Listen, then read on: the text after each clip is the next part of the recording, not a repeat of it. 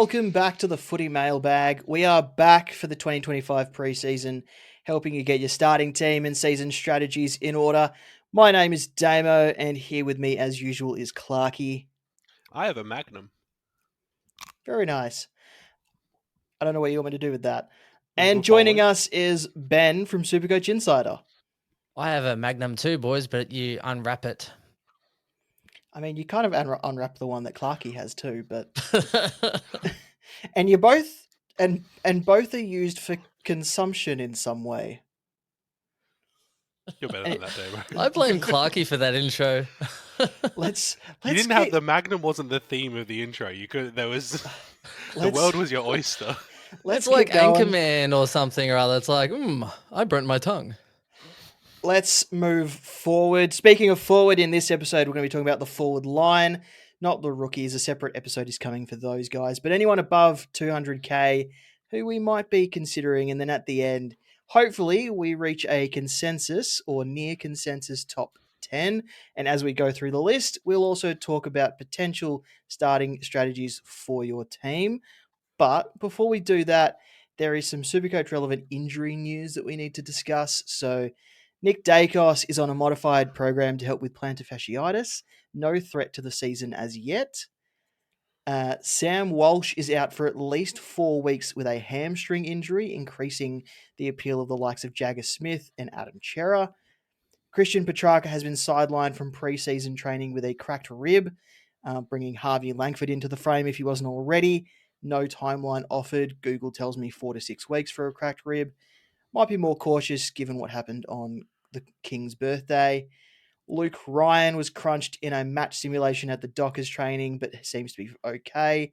And Matthew Flynn was seen getting assistance with a foot/ankle issue, but after strapping, he also ended up okay. Sounds like good news to me. Clarky, as a Melbourne fan, would you be upset if Christian Petrarca if they take the cautious approach with Christian Petrarca after this cracked rib and you don't see him for the first month of the season? Oh, absolutely not. The thing is, right, and you see it entirely with Melbourne's drafting strategy and seemingly future planning, is that hey guys, we got mids. It's fine. We got mids. We don't have anything else, but we got mids.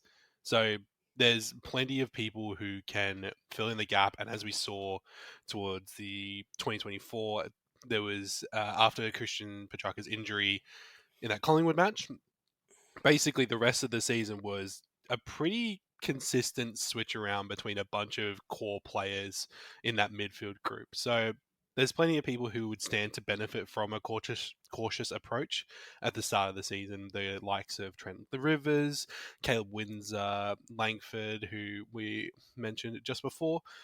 There's no lack of replacements for him. So if anything, I'd probably say after the media storm as well, the cautious approach would probably be the one that Christian wants to take and the Melbourne Football Club wants to take from an optics point of view. Makes sense. It makes sense. Anyway, let's get to the forward line. The first guy that we're going to go from most expensive down. Jason Horne-Francis, he is available in forward line and in the midfield. He is dual position. In 24 games last season, he averaged 98.2. Highest score was 141, with 9 scores above 100 and 4 of those 120 plus. Also averaged 54.2% CBAs, centre bounce attendances, and usually averaged about 1 point per minute. Ben, is Jason Horne-Francis in your starting side, and what's your feeling about him heading into 2025? I think he has to be in your starting squad. Now, I know a few people have tiptoed around the fact and, blaming Rosie or the other midfield mix, but he only had 54% CBAs, and they did seem to prefer him in that mix as well, especially coming out of the stoppages, going forward. We saw his forward craft as well. Not only is he able to take contested marks and hit the scoreboard, but even kicking inside the forward 50, this guy's got some elite talent. Someone who in their third season can average you close to 100. He's a forward that's going to get you a lot of mid-time. I don't see that changing.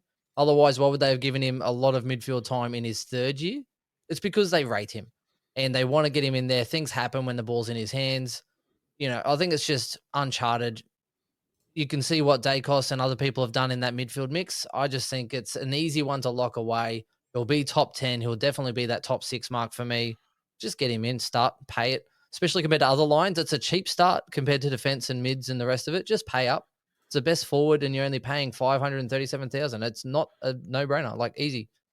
The thing is with Jason Horne-Francis as well, like we've seen in those big moments, in a game like Supercoach that rewards dynamic impact plays, a player like Jason Horne-Francis sort of picks himself because he is relied upon to be that excitement guy, to step up in those big moments, and he can kind of do a bit of everything, so it doesn't necessarily rely solely on him having to shift entirely to the midfield. Clarky, would he be a failed pick if he doesn't improve on last year's output, or is he just someone you pay for what you get and any improvement is just a bonus? I think you're just paying for what you can, like what you're expecting, right? As a forward option, we know, like Ben was saying before, his midfield split isn't actually that great, and it has upside and it also has downside, but you're actually just relying on the talent of the player. So you're buying him as a safe, this guy has a floor that is acceptable, and he has capacity to go much, much bigger, but you're not picking him for his ability to generate cash or how much cash he's going to lose. I don't think there's anything as a failed pick in him unless he starts dropping consistent stinkers. Yep, and his floor's pretty good as well. I mean, there's not a young player. You expect there to be quite a few variants in their scores, but there's not a huge amount of scores that are sort of under that 86, 87 sort of mark. Like there's a couple here and there, which you would get. However, the last 5 rounds of last year, he averaged nearly 110 Supercoach. And even on the back of that, there's the lower scores are sort of in the 90s. So you have 98, 124, 141, 92, 94. And then even in the quarterfinals and stuff, when things might have been going all right, they're still like the 90s. So as a forward, if he can get me 87 at a low and then 140s when he's high, even we want him to improve. The natural progression is there. I wouldn't say it's a failed pick. You always hate paying overs, but if he can go even just close to that sort of 98, 97, he's still going to be a keeper. So I don't know if he has to match it, but on the flip side though, his talent and that dynamic style that Clarky was talking about, these are the players that could easily bang out a 108 to 110 average. And you wouldn't be that surprised if he goes and averages 108 to 110. You'd be like, oh yeah, figures. It's Horne-Francis. High impact per possession type midfielder. It really does seem like he's the second coming of that Patrick Dangerfield type that we don't see a lot of anymore. That especially guys that size being that athletic as well, to be able to go forward and play as a tall type option. So yeah, I think Jason Horne-Francis. Should be locked into people's teams at this stage, but I also understand that people are going more expensive in other parts of the ground, which may be what's leaving him out in the end. And those low scores that you talk about, even though the floor only sits at about 85-ish, that is still enough to bring the price down to make him a nice trade-in target somewhere along the way. But Port Adelaide's first month is also something to talk about because they play Richmond in round 2, and that means there's going to be a lot of points on offer for a lot of the Port Adelaide guys, not just Jason Horne-Francis. Sorry, Richmond. Next guy, Dylan Moore, 526k Hawthorn player, just a forward, 25 games, averaged 96.5 Supercoach points with a maximum score of 169, 10 scores of 100 plus, with 5 of those being 120 plus. Only attended 16.5% of centre bounces on average. That is a amazing stat for a guy that has averaged 96.5 in the forward line.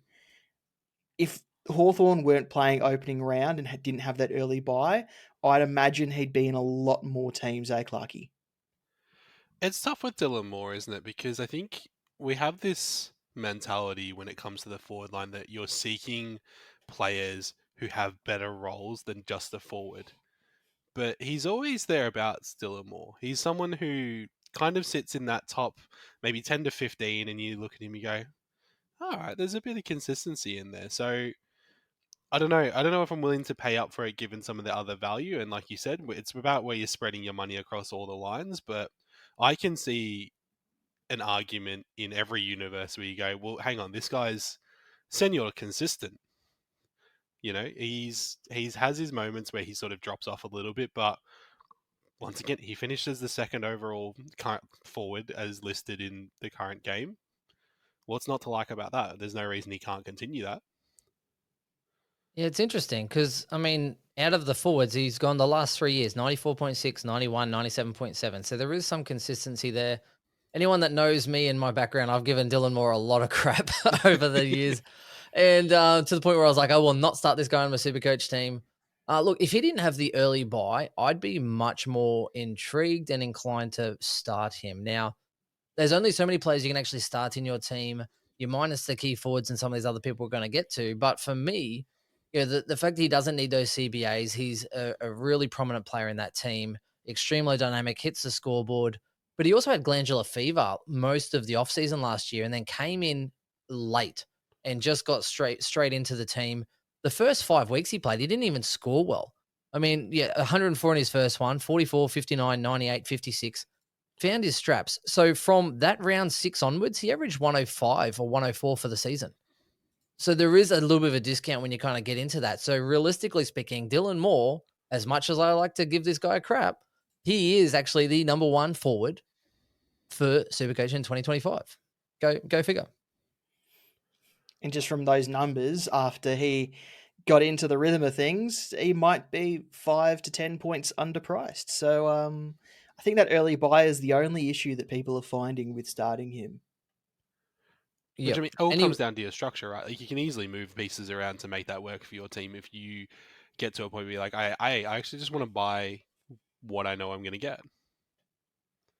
Keep your eye out on the people that you do want, though. So I call it window shopping. I want them, but I'm not picking them because of the buy. If I somehow fail a pick on another premium, let's call it the Jaden Short of 2024 and some others that I could go into, but I choose not to. But they're the ones where you go, okay, I want to get off ship on this one. This role, you've had, a couple of games now where you've seen the role, you're not happy with what they're producing. They don't look like they're going to be a top 6 to 10. Who now can I get on? And you've got the Giants and the Suns with that early buy. So I think it's round 2 or something crazy early. So you can then get on your Whitfields, your Flanders, and other people that you've missed. So I'm looking at those. And then you've also got some of the Hawks players. If you kind of go, hey, my stepping stone's kind of stagnating. It's, I wanted to make some money off a Filippo or someone else that we will get into. Sorry, Damo. And but then you can go, okay, well, where can I actually make this change? Or Will Ashcroft's not doing what I want. Let me go and get that forward who will be a top 10.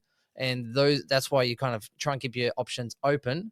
So that way, if you can move, you can make a move and pounce. He must have had a really good time on ground as well, because he only averaged 0.89 points per minute. So he must be supremely fit, which is another thing that we like from our forwards, because the next guy, Isaac Rankin, only played 14 games in 2024. He's priced at 521k, but he averaged 100.2 in the end with a maximum score of 142, with 5 scores 100 plus, 4 scores 120 plus, with 39.1 center bounce attendance average. It's his hamstrings, it's his fitness, it's staying away from the MRO that's going to be the biggest issue with Isaac Rankin. Isn't that right, Ben? It is. And that's he plays on the edge. So you wouldn't be surprised, that little bit of a mongrel. It's like a Toby Green aspect where sometimes they just go flat out. They play hard. They're amazing to watch. But sometimes you kind of get yourself in the wrong, or you push it a little too hard and you end up with some soft tissue injuries. The soft tissue injuries are my main issue. But again, if you're worried about someone that might get injured, you're best to start them anyway. I had a discussion with, I think it was many years ago, Damo was a Fremantle fan. I started Nat 5 and I was like, well, his upside's huge. If I'm going to go there, I might as well start him, because what you don't want is Rankin to get off an absolute tear And then after 6 or 7 rounds, you're like, I have to get this guy on my side because he does have a high ceiling. And then all of a sudden, he gets injured, and then you're using 2 trades. So at least that way, if you do want to start with risk, start him in your side. And he's someone I think can definitely rack up the pill. He was dynamic to finish that season last year, and it's definitely risk reward and someone that I would like to have on my side. Clarky. I don't think I'll be starting Isaac Rankin for that reason. I just think if you have faith in him to be a season long guy, I don't really want to buy in. I bought into him a couple times last year, and I think I've got a little bit of PTSD from that. As much as I love owning Isaac Rankin because I love the player. Now, are you starting Clayton Oliver though? Oh yeah, absolutely. I rest my case. I never said I wasn't a hypocrite. I just like that little rat-faced midfielder. You're managing risk sensibly, Yeah, is who what could you're saying. forget Yes. dear Rat Boy? No, I just think for me, he's probably a little bit too expensive as well. I think that's what sways it. If Isaac Rankin was maybe like 50 to 100k cheaper, I think it'd be a no-brainer. Yeah, with injury prone guys, I think starting them, like you say, Ben, is really good because it only takes one trade to get them out. Where if you want them, you're trading them in, and then they get injured, you're trading them out. So you're using an extra trade along the way there. So completely right there. But you also don't want to start. You don't want to litter your team with injury prone guys just to save that one trade, because if you start six injury prone guys, and then all 6 get injured, then that's 6 trades you got to use.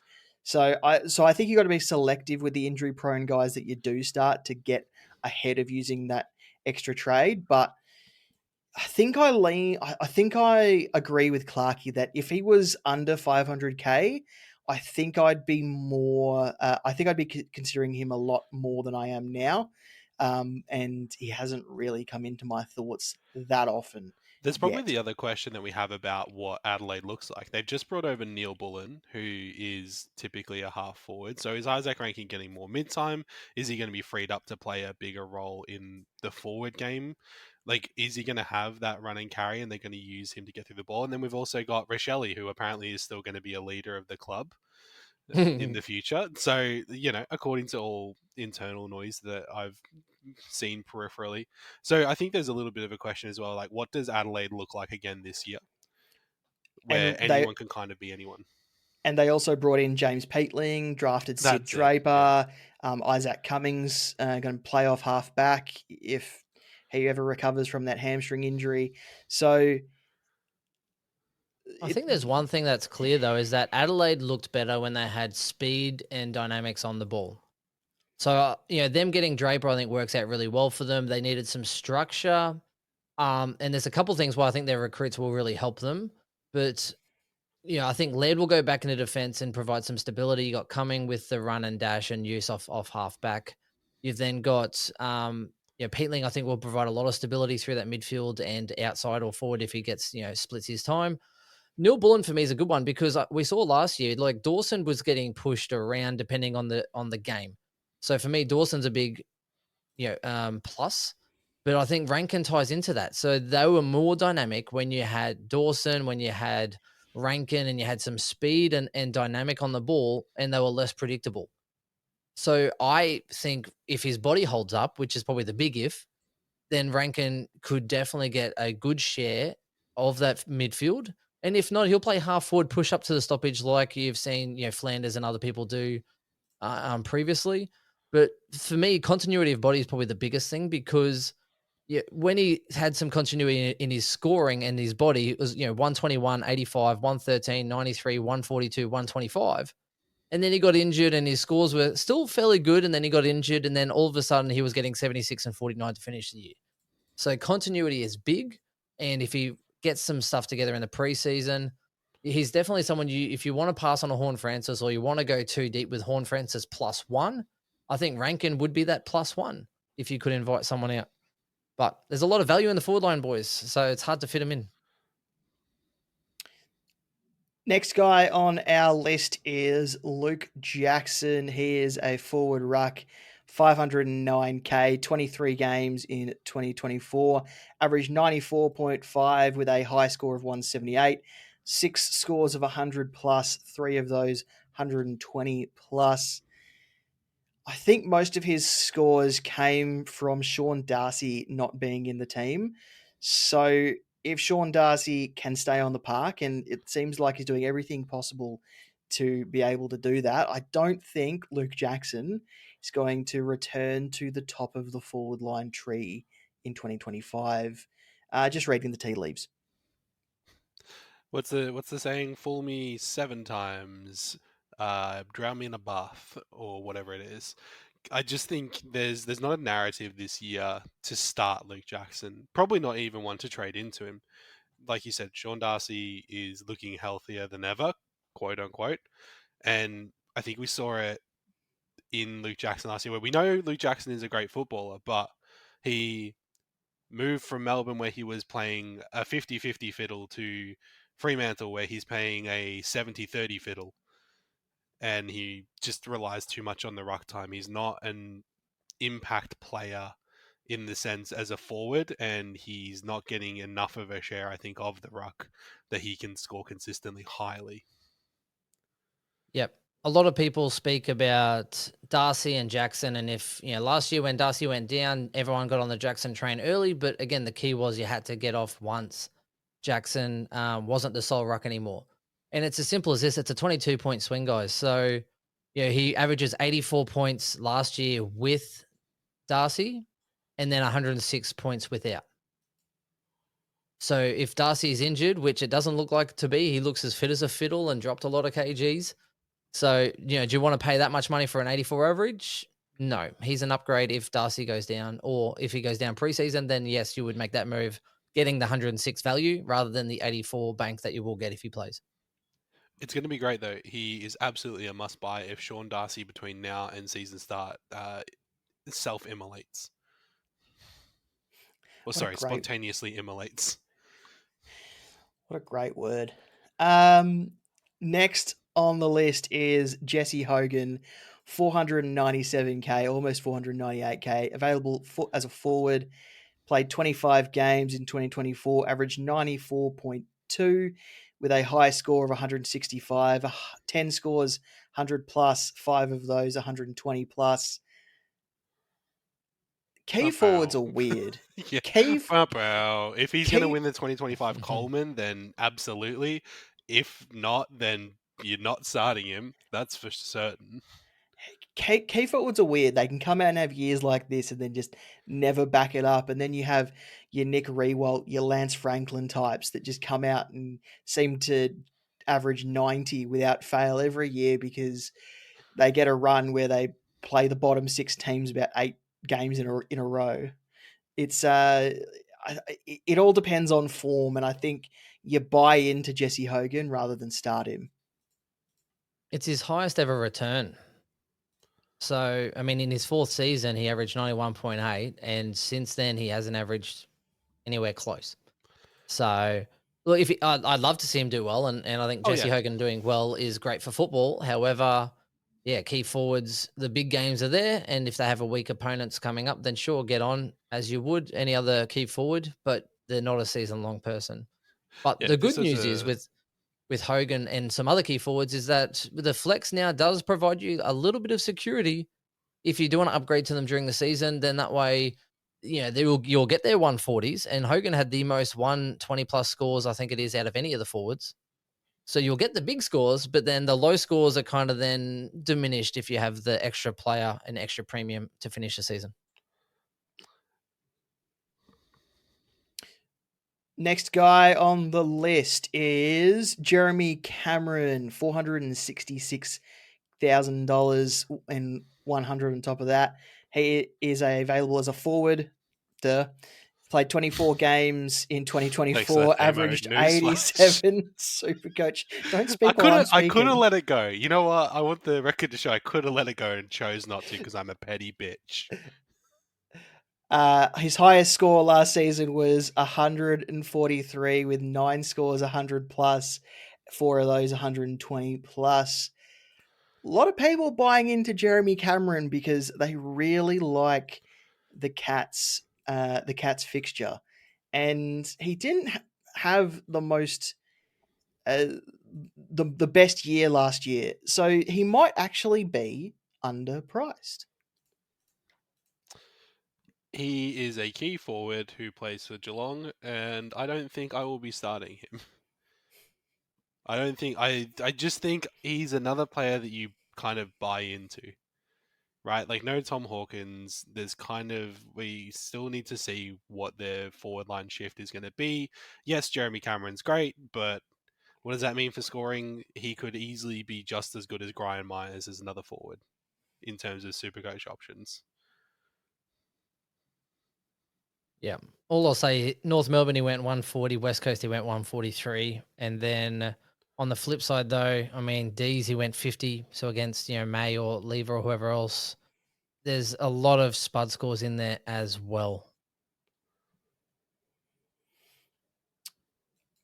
Key forwards are always going to provide a roller coaster. It's just a matter of if you want to hop on and go for the ride. Don't do it. Don't do it. Okay.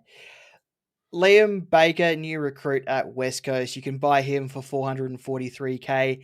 He is also available as a midfielder. He played 18 games in 2024, averaging 82.3 with a maximum score of 140, 5 scores of 100 plus. One of those was 120 plus. 35.2% average centre bounce attendances. If he gets a half back role, he's an interesting starting selection, but no one knows how Andrew McQualter is going to set the Eagles up or what sort of game plan he's going to introduce. And I think that's one of the biggest question marks because he almost puts himself as one of those preseason watch list guys that you could talk yourself into if the preseason role is right. But until you see the preseason role, it's hard to pick him with any confidence. Yeah, probably going to be a pass at this point for me with the unknown factor. He's never kept it up and done what we know he can do. He's never done it long enough. You see these glimpses and he has these amazing games where you think, yes, I'm on, let's get him. And then he just fizzles out and goes nowhere. I mean, it's a typical Baker. He shows up early and leaves early. It's, had to go to West Coast to get to become relevant again in Supercoach. Like, I don't know. And there's no puns here, Clarky, I'm sorry. But Baker was yesterday's news. Got him in there. Move on, Damo. Move it on. We peaked. All right, Ben, I'll let you have the floor with this. You mentioned Cam Rayner before the show, 422k, only available as a forward, no dual position, 27 games in 2024, so that's including finals. 75.7 Supercoach point average, maximum of 137, 6 scores of 100 plus, 2 of those 120 plus. Ben, you have the floor. Well, when speaking about Premiership player Cam Rayner, we saw the glimpses to finish the season. Now, again, they have the early bye, so there's a lot to be known as far as Levi Ashcroft and what he's going to do coming into that side. But I think what sort of come out through Rayner himself as well as the coaching panel and the rest of it talking about Rayner now has clarity around his role and what he brings and what his job is to do. So dynamic. He's actually kicking goals now, but he's really powerful. Goes into some CBAs or pushes into the contest, explodes out of it. He's not someone that I would start again with the early buy, but it wouldn't surprise me if he actually got some continuity. He's been in the system long enough now. Some of those bigger explosive forward types, like I'm not going to say they're the same, but Dusty, Dangerfield, some of those guys take longer. And Rayner's definitely taken his time, but it wouldn't surprise me if he did actually become really consistent and almost he's a high marking forward as well to take some of that ownership left by Danaher to replace the goals, not replace the role, but try and actually hit the scoreboard a little bit more. So yeah, I wouldn't surprise me if he went 90 plus. I don't know if it's enough, but it could be enough to fringe on, say, top 12 before the DPPs. So it's not that convincing. Sorry, Damo. But That's all right. he's he's a confidence type player.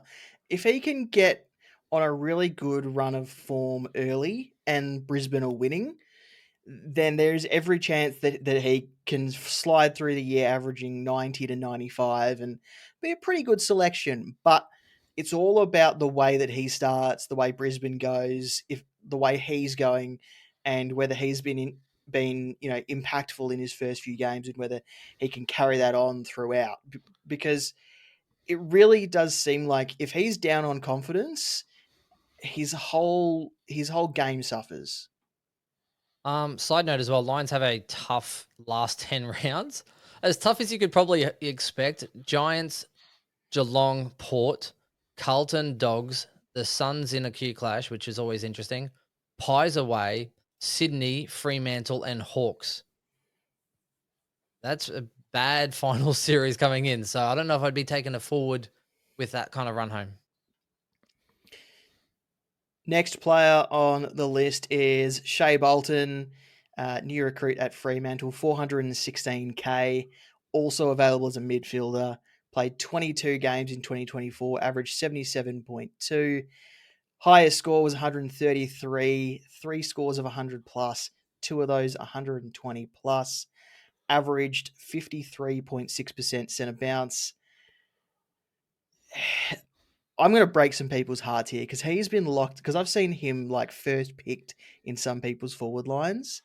He's probably not going to be a midfielder at the Dockers, especially early on. I think they're going to establish him in the forward line to begin with before giving him any extra roles.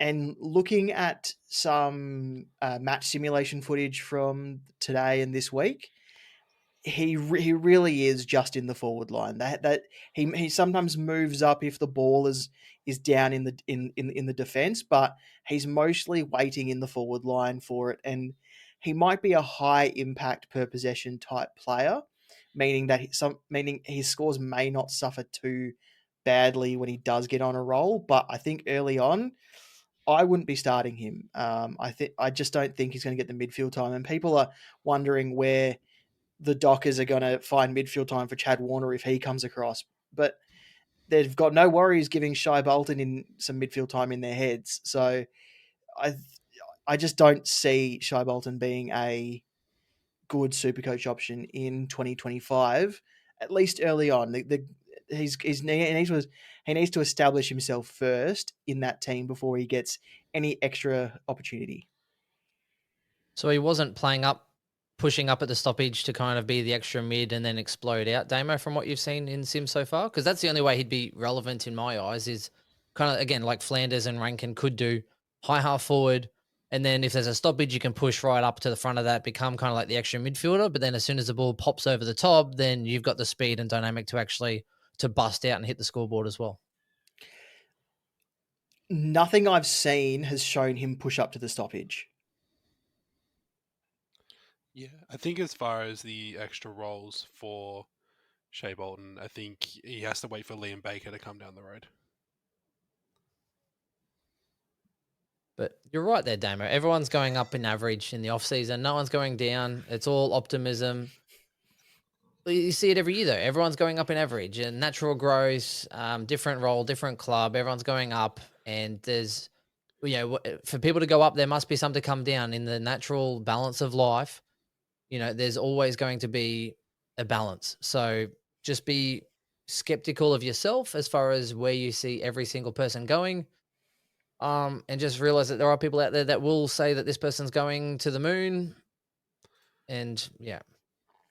I think is this a case of Vic bias gone mad? Is that what this is? Because is it the high profile nature of the move that maybe has people buying into he's going to have such a big impact at Fremantle instead of just being a good player in an okay system?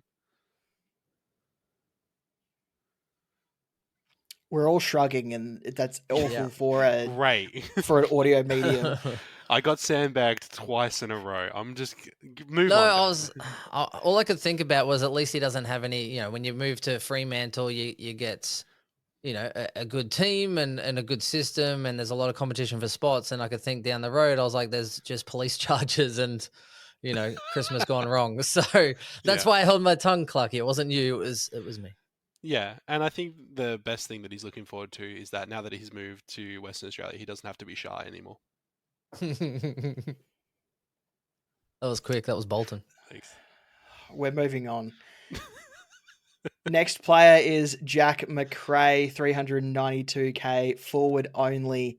15 games in 2024, averaged 81.2 with a maximum score of 123.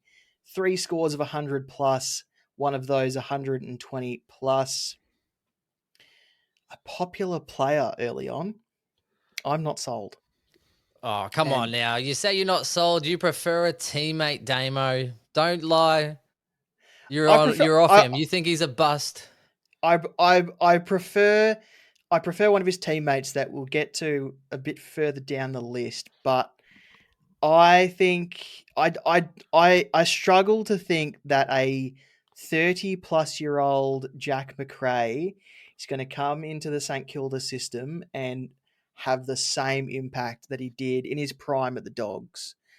His decline's been coming for a while, and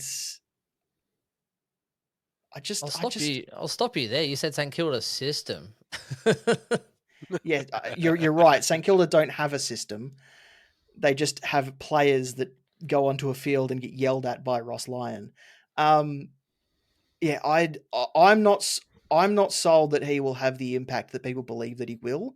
I think what we saw last season when he was playing for the Dogs, yes, he didn't get a lot of midfield time, but I think that was a window into what we're going to get from a 2025 Jack McRae at St Kilda. Interesting. I think he's got the runs on the board, which is why I tend to, have a look at the system that he has gone to. Sorry, Ben. I'm gonna just interrupt you. Okay, Great clock. so Tom Rockcliffe had runs on the board at Brisbane. When he moved to Port Adelaide, he was in a lot of starting sides all the way back when. He burnt everyone. Brett Deledio went from Richmond to GWS. He had runs on the board at Richmond, did not impact at GWS. It happens all the time. These 30 plus, 29 plus year old guys go to a new club and everyone thinks that they're going to regain their best form, and it just never happens. Yeah, I see what you're saying, but also, Steele isn't the fastest mid going out. Outside of a couple of new players coming in, their midfield wasn't that strong, right? So for me, it's kind of a stopgap because I think they probably want McRae to play a little bit inside, but also get on the outside and hit some forward targets and actually try and be useful with his inside forward 50 delivery. But I think that's kind of coming next year because when you look at how they drafted, they recruited him to play midfield. McRae's like, I want to play mid. I don't want to be playing this 2-bit hack show that Bevo's got me going. So they lured him out as a bit of a stopgap, in my opinion, because they need midfielders. And not only do they need midfielders, you had one of the strongest midfield drafts coming up. They took their 2 picks and got 2 defenders. So in my opinion, they are going hell-bent all out on a key midfielder for the offseason coming up at the end of 2025, which means that McRae has to play that pure midfield role this year because they want to get in a big fish next year to pretty much do the role that he's doing this year. And then the natural development of, say, Filippo and some of these other mids coming through. But McRae, as a forward, I mean, he's going to be so heavily owned. He's someone you don't want to be off when he gets going and gets on. And as a midfielder, we've seen it before. I think it's 100 flat is definitely achievable. Don't expect anything overs, but, as a midfielder, 100 flat from McRae, it's a pretty bad year, and he's definitely still going to hit 100. But if St Kilda have brought him in and then already have in their minds, like you say, that they're going to replace him or get someone to play his role, then they obviously don't think that he is a long-term solution who's going to have a big impact straight off the bat. So I meant he could then push a little bit more outside and reduce his CBAs a little bit. I'm saying they might rely on him a little more this year, and then he can play a more diverse role next year. Not that they're going to disregard him, but next year he probably won't get quite as many CBAs. He might, someone else will be hunting the ball, say like an LDU. Sorry, everyone. And then he can then be the one to get the handballs off the outside and actually try and make damage with the football. Yeah. I'm not. The sound of a man I'm who not convinced. hears arguments that make sense, but isn't I'm convinced. I'm really not convinced. At the price, it's easy. I know there's someone that's cheaper there, Damo, but also if he's that heavily owned, passing on him would be extremely more risky than it should be. Regardless of age, and Damo, I know that you listed several examples of when it hasn't worked out.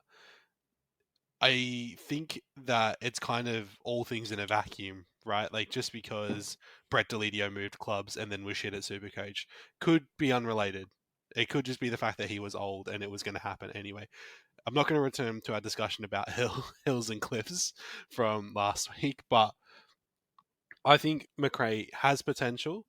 I am the ultimate fence sitter because I understand Damo's hesitance, but I am fully in Ben's camp where I don't love it, but I also don't have anyone else who has enough upside, has an attractive price, has opportunity for role. Like he ticks all the boxes, and after a certain point, if he's ticking 4 out of 5 boxes, then surely that means he's worth a spot in your starting squad, right? Are you guys starting Luke Parker? No. Doesn't Negative. he? Doesn't he tick all the boxes as well? He's 343k forward mid, 9 games last season, 64.7 Supercoach points, maximum of 109, and 2 scores of 100 plus. Some sub-affected scores in there as well. Doesn't he? But North Melbourne is where your career goes to die. Yeah, the Hugh no, but Greenwood effect. yeah, I mean, like, you've even picked up Darling. I mean, no, it's I think there's a lot going on for North. That's probably 2 jabs in the LDU in there. I apologize. But Parker has been a perennial 88 to 105 kind of guy, right? And he's not going in there to play pure midfield. They don't need him to play pure midfield. They need him to be a bigger body to try and protect Wardlaw, play forward. He's a good mark and kick a goal, and then go play some CBAs and try and, shelter some of these other young guys coming through. McRae's not in there to shelter young people. He's in there to win the ball and to make Lyon look good. And I think there's a big difference between someone who's averaged 115 plus sort of 6 years in a row compared to a Parker who could average you 88 to 100 on a good day. It comes out to expectation of the teams, right? Like nobody looks at North Melbourne and goes, these guys should be challenging for the top 8 in 2025 or 2026 or anywhere up until 2030. But St Kilda, people were actually talking about how their club as a whole is underperforming with the list that they have. So the solution to that is to bring in someone like McRae, who, as we said, has pedigree. But also, I mean, in the Luke Parker argument, I just can't fit him in my squad in general. So I've just picked other players around him.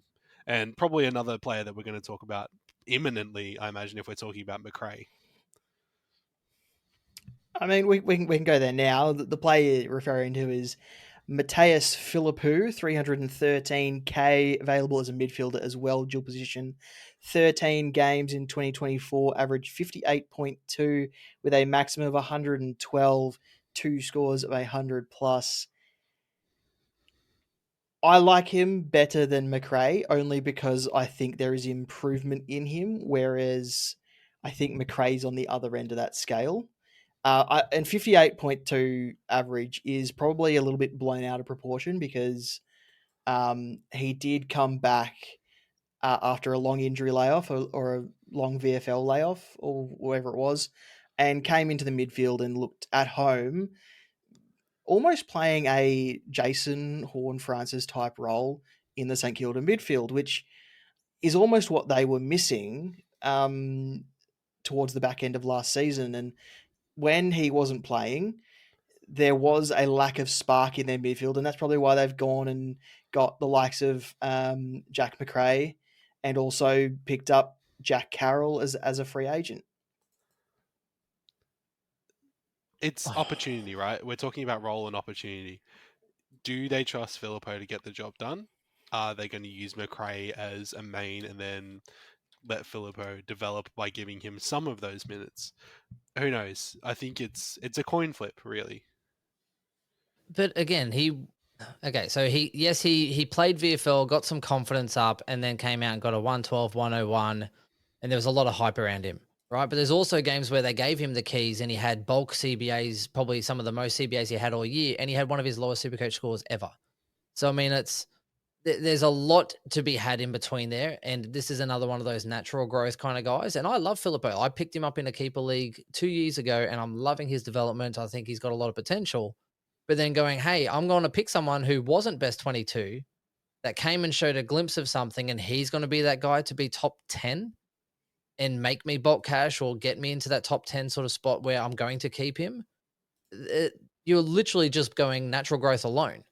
Do you know what I mean? There was an issue last year. So obviously Brad Crouch was injured and a few others. Zach, whatever the second Jones. best brother in his family, Jones. So there has been some issues with some of their other mids. So that probably did prompt an opportunity. But again, like if Crouch was playing, he'd be playing pure CBAs, which is where I think McRae comes in. I think Filippo will be a 50-50, some CBAs, yes. But again, that natural progression alone, he's going, yeah, I don't know. He's someone that just screams, goes, 112 on his good games and then goes 50 or 60 on his bad games. And I don't want to be there for the bad. I'm sick of talking about St Kilda. Who's next? I'll say it. I'm not afraid. Next on the list is Caleb Daniel, 269k, also available as a midfielder. Played 10 games in 2024, averaged 71. His high score was 107, and that was his only score 100 plus. But he's going to have a different role at North Melbourne, where he's residing now, and it's looking like going to be a pretty good one with him taking pretty much all of the kickouts in a recent match simulation. Yeah, it's a step forward to actually be on the field, isn't it, Caleb? Oh, he was sub so many times. Yeah, so I almost felt bad for him, and then I remember that time he posted over Max Gorn, and then I laugh, and it's fun. Surely this guy is the second lock behind Horn Francis. We just spoke about role, opportunity, price, ticks all the boxes. Very low risk at that price point. You talk about ticking boxes. It's not just something that's come out of the blue and you've seen someone seen a match sim and posted it. They've gone, and even when they recruited him, the drafting manager and stuff are talking about he has a need to fill off the half back with a good ball movement, good decision maker, good kick, and they want some stability back there. So they actually went and recruited him specifically for that. So that's the first one. Secondly, during the preseason, they came out saying, McKercher, they're talking about roles. McKercher, they're talking about him playing, maybe a bit more up on the wing or pushing forward, like forward a little bit more of center, maybe some mid-time, but probably less likely. And then also it's come out saying Fisher was playing a little bit more forward in some match sim and stuff today. So it's not just one thing, it's actually an accumulation. And if you've got, say, Sheasel playing bulk midfield, you've got Fisher who had some other kickouts playing forward, and you've got the other guy, McKercher, who got a lot of kickouts playing wing. And then in the intra club or whatever they're playing just in the last day or so, he's getting bulk kickouts. It's literally 1 + 2 + 3 + 4. This guy's going close to 100. It's the best role you can have, and he's going to nail it. Yeah, I wouldn't be surprised if he is in 70% of teams by the time round one rolls around.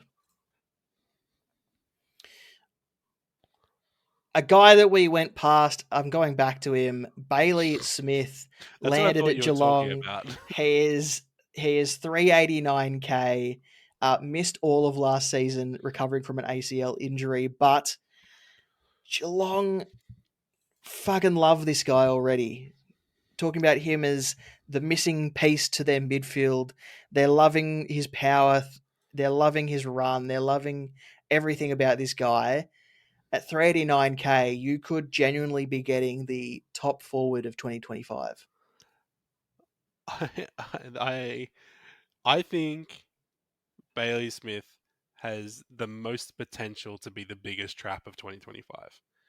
I'd say that without certainty, but I think he has the potential. Just because, look, I don't know much about Geelong, but I'm like, I haven't seen it yet, and I kind of stay out of training reports and things like that. Like that's just me. I'm usually pretty clean, and I'm sure that there's plenty of information to dispute me. That's just my vibe, but I'm still picking him because he pissed off so many Bulldogs fans that I think it's super funny, and I respect him. Oh, come on now. Come on now. Clarky, I'm going to send you a video when I find it. There's a footage of, it was training or something, or a bit of a drill or whatever it was. He was kind of in the halfback flank, racking up the ball, linking up, and then literally blew past everyone and then kind of got the ball again on the half forward. And then after the training and stuff, he's Juicy. then running laps and stuff as well. This guy's an absolute freak. Nose Sold. strapping or whatever. They held him back at the end of last year, which means he's probably had an 18-month ACL, so he's definitely good to go. And the thing for me is it's underrated. We speak about Jackson and the role. We speak about, Rankin, and if he's going to be good enough, it has to be the role. And we speak about, a few other players, and Caleb Daniel and the rest of it, and Parker. It's all about the role. So role is key. If Jackson doesn't get ruck time, he doesn't score well. Most of the Supercoach forward premiums aren't premiums anymore because they become midfielders only. So you look at last year, what do we lose? Like 3 or 4? And they were the top line guys. Bailey Smith is a midfielder at Geelong. That's what they recruited. That's who he will be. He'll provide them speed. So he won't be a forward again in 2026. And that means, based on his role, he will be a top 6 forward for 2025, Clarky. It's role. It's all role. I said potential. I said potential, but I'll watch that footage, and he is currently in my team anyway. Once again, I think he'll be so highly owned that the risk is worth it. If there is any perceived risk. Most forward lines are boring, right, boys, at the moment? They're all the same. Yeah, most look. Yeah, no. Give or take. Most look pretty much the same at the moment. Oh, do you want Jack Martin or Tom Lynch? Oh, most of it's the same. All right, so that is the end of our list that we're going to go through. Who are we putting at number 10, guys? We're going to go from 10 down to 1. Who are we putting at number 10? 2 hours later. All right, so after a discussion, we have come to a consensus top 10. Some of us are happy with where players are sitting, some of us are not, but we've got at 10, Mateus Philippou, 9, Luke Parker, 8, Jeremy Cameron, 7, Cam Rayner, 6, Isaac Rankin, and then your top 5 is Dylan Moore, Jack McRae, Daniel, and Bailey Smith, with Horn Francis at number 1. So that list again is 10, Philippou, 9, Parker, 8, Cameron, 7, Rayner, 6, Rankin, 5, Moore, 4, McRae, 3, Caleb Daniel, 2, Bailey Smith, and 1 is Jason Horn Francis. We finally got there, guys. 7 to 10 just seems dirty, doesn't it? Like Rayner in that mix just seems so dirty, and I love the guy. We also haven't spoken about any of the wild cards, like the Toby Greens, the Dry Simpkins, a forward mid, Brent Daniels, Charlie Curto, Harry Mackay. Yeah. Key forwards can sit where they are. Yeah. They don't belong in the top 10. And as we always say here in the Footy Mailbag, is your top 10 different? We don't care. Free thought doesn't exist here. We answer the questions. I found out free thought isn't free. Thanks, Clarky. It's not free. We're going to put it behind the paywall. But no, seriously, put your top 10s in the comments. Facebook community, we know you're out there. And that's it for this episode of the Footy Mailbag. Thank you, Ben. Where can people find you? And what do you have in store for us this pre-season? Yeah, SC Insider 100, Facebook, Twitter, YouTube. We're doing a lot on YouTube. We've just changed a whole bunch of stuff on Spotify, so we changed our provider, so there's heaps of stuff up there as well. Swizz has been doing a team-by-team analysis, so Damo, you're part of that as well. And Clark, I think we've hit you up for maybe some Melbourne talk, but yeah, so Swizz has gone through that. Chris, myself, Swizz, we do our team-by-team stuff during the preseason, and we'll do our usual top 10 of each line as well coming up as well, guys. So there's quite a lot going on. but yeah, just come and find us if you haven't already. And I look forward to being on the mailbag sometime soon, boys, if you have me. Always welcome back, Ben. Clarky, thank you again. It's always a pleasure. You can also find me at The Falcon. We're coming back in February. We are a footy adjacent podcast. We're currently planning our 2025 season because this year, thankfully, we aren't going week by week reviewing the history of every club, which is what we were doing in the first 18 episodes of The Falcon. So this year, we're actually having a break. But yeah, you can find me over at Falcon Footy Pod on all of the social medias. But most importantly, you can find me here every week now, Footy Mailbag. And we've got our website, thefootymailbag.net, where you can find our live feed, our podcast feed. We can also find our question sheet for those of you that don't want to interact with us on social media or don't have social media, but you have the internet. If not, you write us a letter and send it to Damo's address. Damo, insert your address. Damo, edit your address in here, your personal address, please. Oh yeah, please send it to. I can concur as well. Oh, sorry, Damo. I can concur with Clarky. I think was it 2 or 3 on my list of Spotify Wrapped Clarky, and That's it. yeah, One of our best listeners. Mate, yeah, I tune in. I like to see what you're up to and support you guys. And I hear Clarky crisscross. I'll make you jump.